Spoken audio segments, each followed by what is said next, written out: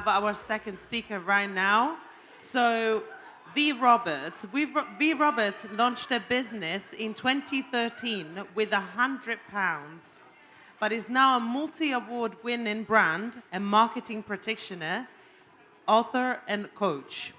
A mother to 4 children aged 7 to 26, she is also dedicated to teaching, serving, and empowering business owners to develop credible and consistent brands by monetizing them using online and offline strategies. I think that's very important nowadays.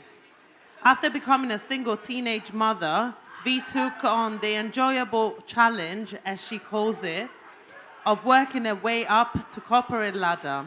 After being made redundant, Vee took the leap of faith and became self-employed.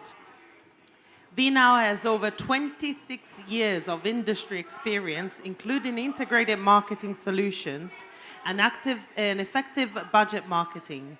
Her motto in life is to work smarter and not harder, whilst remembering the baby steps are better than no steps. I think that's amazing. So give it up for Vee.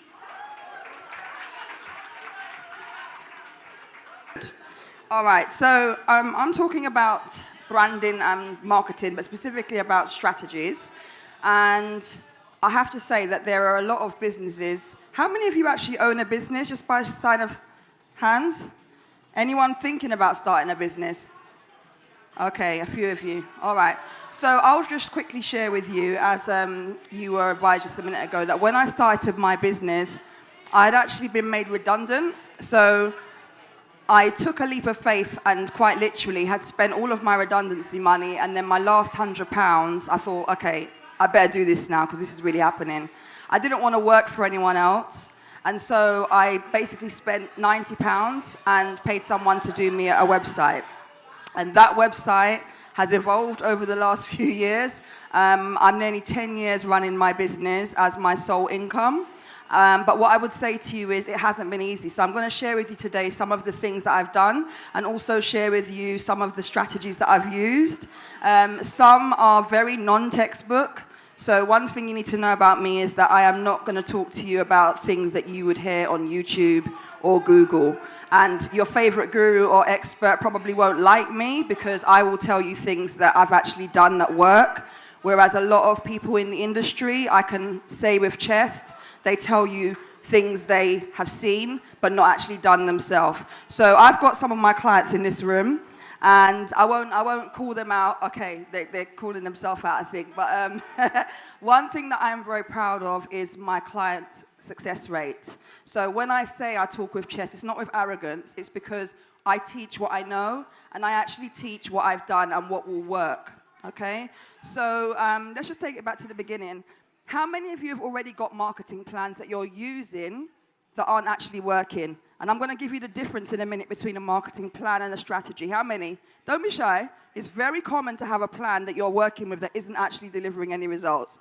Okay, so what I would say to you is one of the things that a lot of business owners do is they will start up and they will not actually really think about how they're going to grow their business. Right? Some of you are nodding. So you might rush to launch your website. Someone's told you need to trademark. Someone's told you need to pay for expensive photography, that all your Instagram grid needs to look like a sexy pattern. But actually, it's much deeper than that. Okay? So that's what my little segment's going to cover. And I want to firstly say that there's a massive difference between strategy and tactics. Yeah? So if you aren't aware, let me just break this down for you. The strategy is the direction. If you have a business plan, which most people do, whether you've written that yourself or you've got it from your bank or you've got a coach that's helped you, that business plan is talking about how you're going to grow your business. It's actually explaining to you some of the methodologies you might use, who your target audience is, what your offer is, what makes you unique. It may even go into things about your marketplace, all right? The marketing strategy basically feeds into your business plan. Are you with me?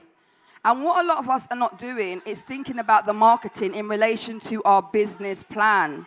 So we're totally disregarding the overarching aim, which might be, for example, to grow your business by, 1,000 units a week. If you know that you have a business goal or a marketing goal, then everything you're doing in your business should be aiming to actually deliver that goal. And what a lot of us are doing is we're rushing in. We've written this business plan, but we're not actually putting the marketing angle as a priority. And that's the bit that actually grows your business. So basically, when you're building your plan, your marketing plan, there are a few things. Now, textbook gurus will tell you about product, price, place, promotion, people. Anyone heard that before? Yeah? What I will share with you is there are some fundamental things that need to be in your strategy. And your strategy is the direction in which you want your marketing to go. Yeah? The strategy is the direction. It's your intention. It's basically your why you're doing the marketing. Your tactical plan or your tactics are the activities that you deliver as part of that strategy. Did that make sense? All right. So a lot of people won't tell you that. In fact, a lot of people will say to you, you need a marketing strategy. You need a marketing strategy. And then you go off and you write a plan thinking that's your strategy. Right? The key difference between a plan and the strategy, as I've just said, is that one is about actionable activities and tasks. The other one is more about intention, direction, and what your real vision is for your business. Okay? So, for example, you may have a strategy to grow your business by, 20% by a 12-month period. You have to think about what marketing activities you need to do that. Yeah? So maybe you might focus on a specific product or service. Maybe you might focus on a specific, let's think about this, promotion that you might run over a particular period of time or at different periods of the year. But these are all different marketing tactics. So social media can have its own strategy. Social media is one type of marketing tactic. A lot of us think social media is the only way to market your business. And whilst it could be, if you're doing really well and you've built clientele, that's great. But when you're just starting out, you need to be thinking about online and offline, okay? So social media is a strategy. You could have content marketing as a strategy. And content is not the same as social media. Content could be a blog, audio. Content could be your website, you speaking like me speaking here now.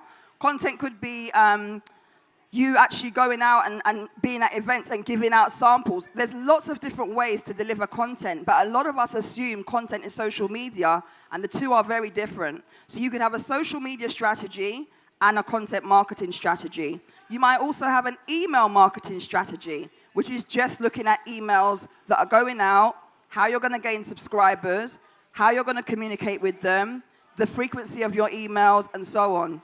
And there are a number of other different strategies. You may have editorial strategy, where you're looking at PR, which is basically how you manage your brand, public perception of your brand, public relations.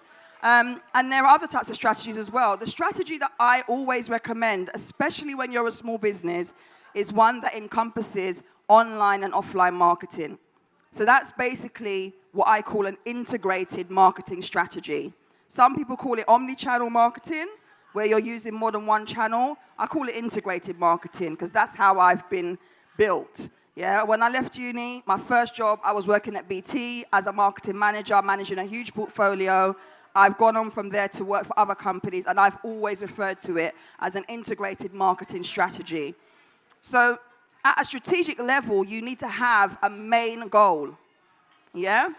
And then whatever marketing tactics you have, for example, if you have an e-commerce shop, if you build a platform to sell your products on Etsy or Amazon, any of you got stores like that? Yeah?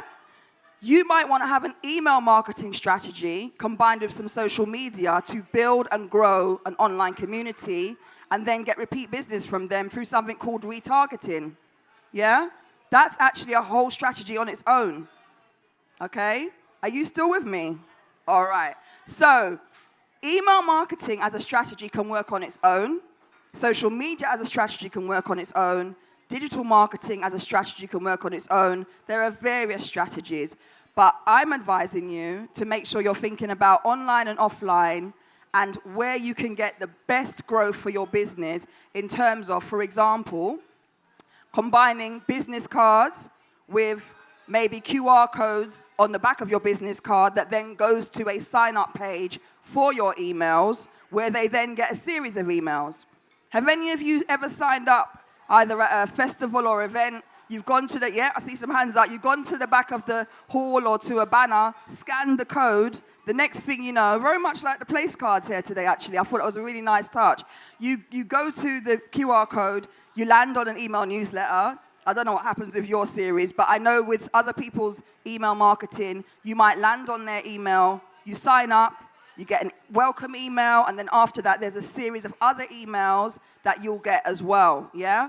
So that in itself is an email marketing strategy, which can be coupled with other types of strategy. So, as I said, I'm assuming you know all about product, price, promotion, place, and people, but a really fundamental piece of your strategy is looking at where you are in the market. Some people will call that competitor analysis if they're like textbook stroke expert guru. I just call that knowing what's out there. Because to me, yes, there may be people that do similar to you, but you yourself are your own competition. And some of you may not get that, and that's okay. We don't have to agree on that. But what I will say to you is, as a brand, whether you're a personal brand or a business or a one-woman or one-man band or you're a company, you are unique. It doesn't matter if there are 6 other shoe shops on the high street next to your shoe shop. If you see them as competition, you're worrying about them. What you need to do is focus on who your clientele are, why they'd buy your shoes over anyone else's, the best price to put your shoes at, and basically understand what else is going on in the market. But don't make that concern you and overwhelm you, yeah? So when I speak to my clients, I'm talking to them as if, okay, there are other people in your industry, know what else is out there, but don't make that dampen what you're doing, because you have a goal. And if you let what everyone else is doing, or their price reductions, or their special offers, and every time they reduce their price, you're jumping to reduce your price, you're worrying about how they look online, so you change up how you look online, you're never going to get joy in your business, yeah? So part of your strategy should be understanding your strengths, not just researching your industry and knowing who's out there in terms of competition, understanding what your strength is. Because when you go into a mall or a supermarket, you see various types of products on the shelf. Many of them are sitting side by side. But there's unique things in each of those products. Sometimes it's the ingredient. Sometimes it's how it was manufactured. Sometimes it's the price. There's lots of different reasons. So as a brand, you will have a value proposition, yeah? And when you're building your strategy or when you're looking at your plan, you need to understand what your value proposition is. And this is basically where what you do, your strengths, are meeting what someone needs, yeah? So for example, when I teach, when I train, when I get paid to speak at events, part of my offer is I give your audience straightforward solutions, or I give my clients straightforward solutions. There's no jargon. I'm very much cut and dry, straightforward, very honest. And a lot of people say they like to work with me because I say it as it is, yeah?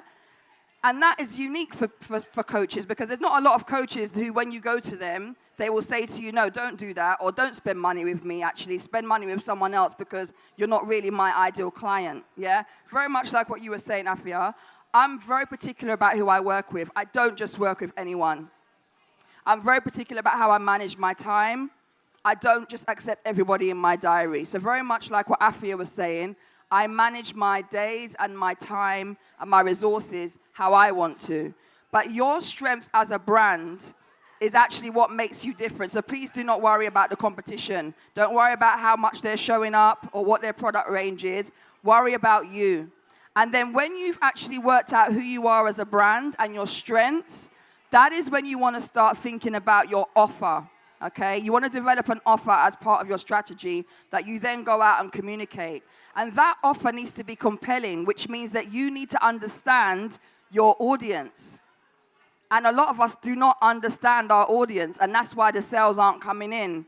So we're not taking time to actually understand why someone buys, yeah? What would trigger someone to buy a raincoat in the middle of summer? Why would somebody spend $6,000 on a holiday to Hawaii when they may not even have that money? You've got to understand the emotional triggers. And believe you me, for every single product or service out there, there is a need behind it. There is an emotional trigger behind it, yeah? if you think about when you've bought something you really shouldn't have, just take a minute and think about that, yeah? You've told yourself you really need that item, right? Deep down.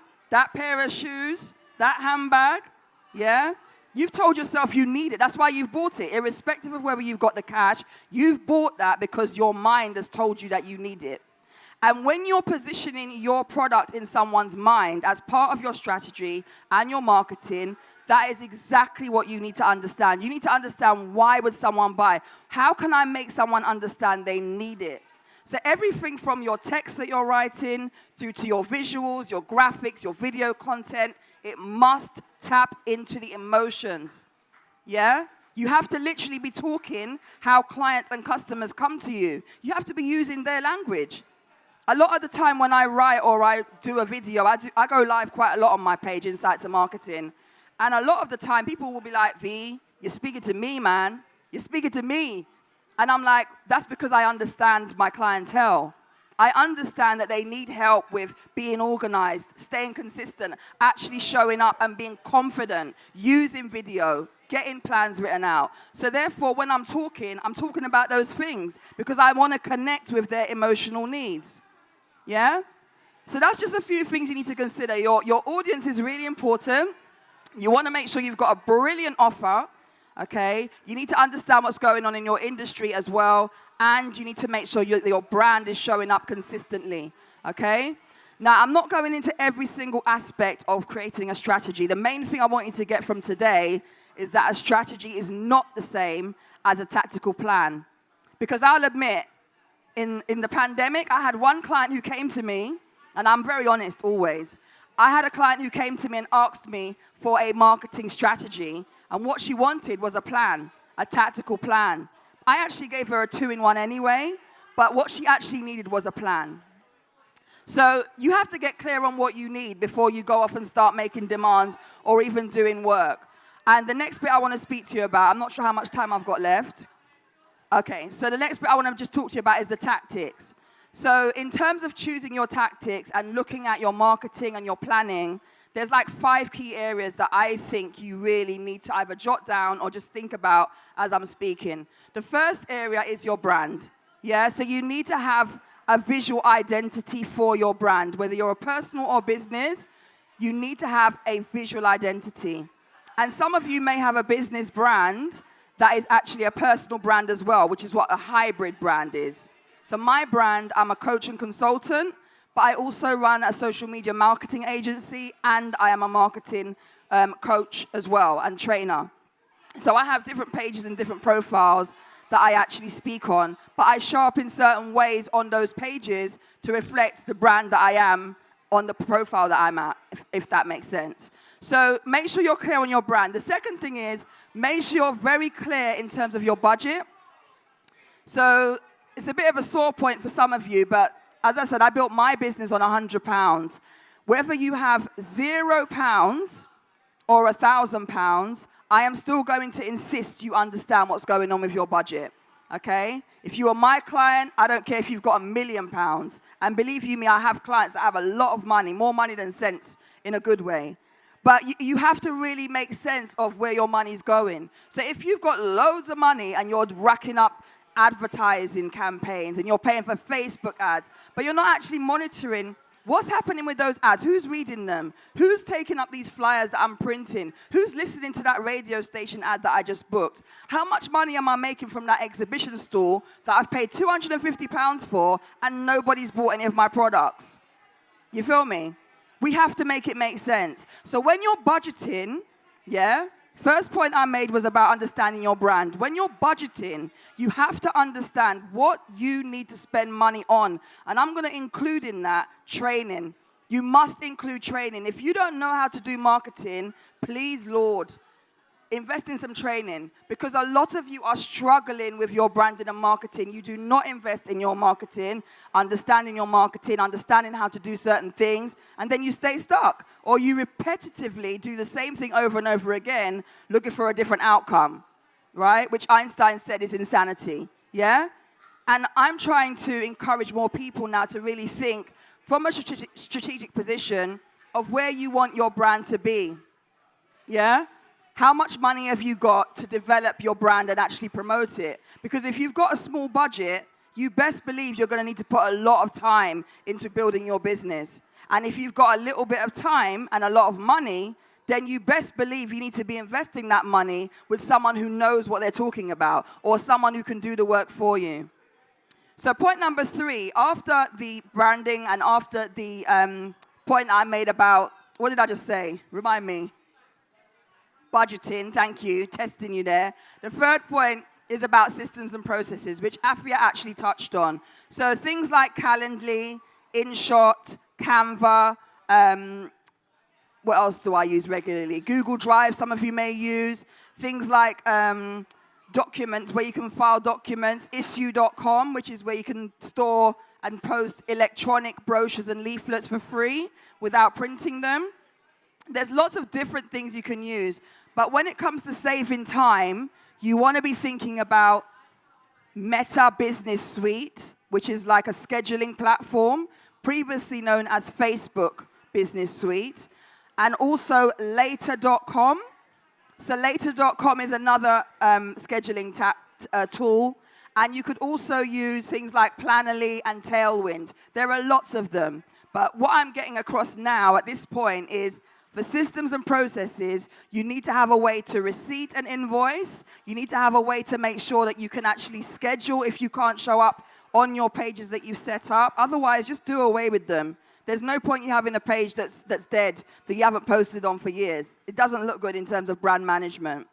And then the other thing is you want to make sure you have a way to manage your time as well. So if that means using tools like Monday.com or Asana and Slack, make sure you're clear of the activities you're doing and when you're actually doing them, because that's really important, yeah? Okay, point number 4 is understanding your audience. So you really want to make sure you understand your audience. I've mentioned branding, I've mentioned budgeting, yeah? I just mentioned systems and processes. I'm now going to mention audience. You have to understand your audience. So make sure you're clear on who they are, why they buy, when they buy, yeah, and how you can make them and keep them as repeat customers. And then the final point is about evaluation. This is my favorite one.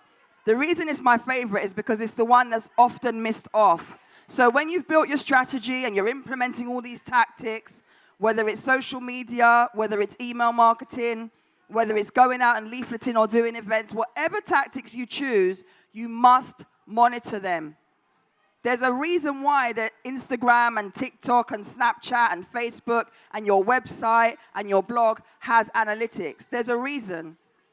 And that reason is that you should be looking at your stats. You should be making sure that you are getting return on investment. And gurus will tell you that return on investment is some snazzy percentage that looks like money. But you cannot qualify money, really, when it comes to time. And some of us are spending a lot of time on certain tactics and activities, and we're not getting back any return. And because it's the same thing being done over and over again, we're not actually seeing any return, and we're not doing anything about it. So we're wasting time. All right? That's one of the reasons why I actually launched a 5-day program to look at and review what you're doing in your business. So just to wrap up, I hope you got some value. I hope you've been able to hear me. But just understand the strategy really is different from the tactical plan.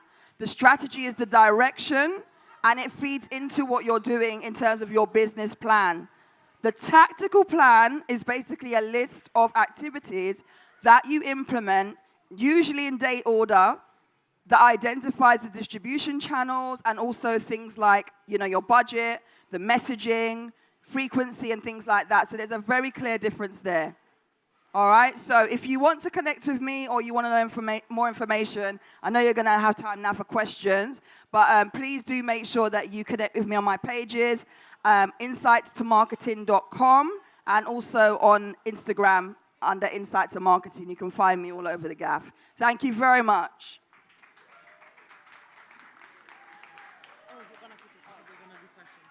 Thank you so much, Vee. Honestly, as a business owner, I learned a lot today. So thank you so much, because some key things that you said were very, very helpful. And I'm going to go back on my page and be like, okay, so I have to do this now because we said that. So we have a question. Supposedly, at the beginning, you might have felt the pressure of the competitors. How did you deal with it for you to become kind of indifferent to that side of, struggle, let's say, of looking at the other people, what they were doing similar business to yours? Because I feel that's something that, for example, can affect me in my business. So what are your suggestions to overcome that? That is a really good question.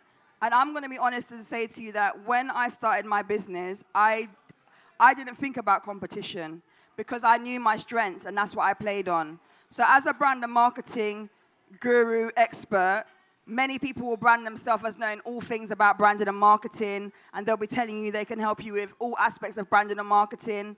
I can do that too, but I actually only enjoy helping with certain areas of branding or marketing. So campaign planning, sponsorship, doing events. I don't really like PR, but I can do it. I've featured this year in the press about 15 times, national and international media. But for me, I understood that even though they were doing stuff, even though it was branding and marketing, it was nothing like what I was going to be doing. So I actually picked out all the things I knew I was good at, where they literally could not chat to me when it comes to results. And that is what I put out, and that's what I pushed. And to this day, I will say it with chest, they cannot chat to me because I get results and my clients get results. And not just that, I back up. I've got over 580 testimonials. Did you hear that figure? 580. You show me another branded and marketing person in the UK that can show you results-based testimonials. And I started my business with about 30 testimonials on LinkedIn. That was before I even launched my business. So when I speak with chest, it's because I don't deal with fluff and foolishness and fairy talk. If you want that, I'm not going to be the person for you. Don't even bother to watch my YouTube videos if you're more concerned with how many flowers and frames I've got in the background rather than what I'm speaking about, because I don't show up like that. I'm actually dressed up today and I'm in jeans.